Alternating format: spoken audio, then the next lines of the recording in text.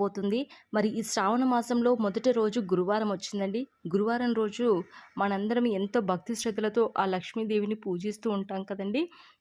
మరి ఈ శ్రావణ మాసంలో వస్తున్న ఈ మొదటి గురువారానికి ఒక విశిష్టత ఉంది. ఈరోజు కనుక మీరు ఇప్పుడు నేను చెప్పబోయే పరిహారం చేసినట్లయితే చాలామంది అప్పుల బాధతో బాధపడుతుంటారు కదా!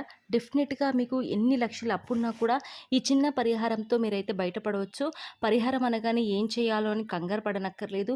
మన పూజ గదిలో ఉండే పసుపుతోనే ఈ పరిహారం అనేది మనము చేయాల్సి ఉంటుంది. నేను చెప్పిన విధంగా మీరు ఈ పసుపుతో పరిహారం చేసినట్లయితే ఎన్ని లక్షల అప్పున్నా తీరిపోతుంది. మీరే ఒక్కరికి ఇచ్చే స్థాయికైతే వెళ్తారండి.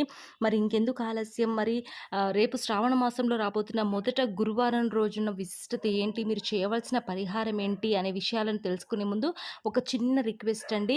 ఇలాంటి మంచి మంచి వీడియోస్తో మేము ముందుకొస్తామండి. అలాగే రాశి ఫలాలతో కూడా మేము మీ ముందుకొస్తాము. కాబట్టి మీరు మమ్మల్ని ఎంకరేజ్ చేయడానికి సబ్స్క్రైబ్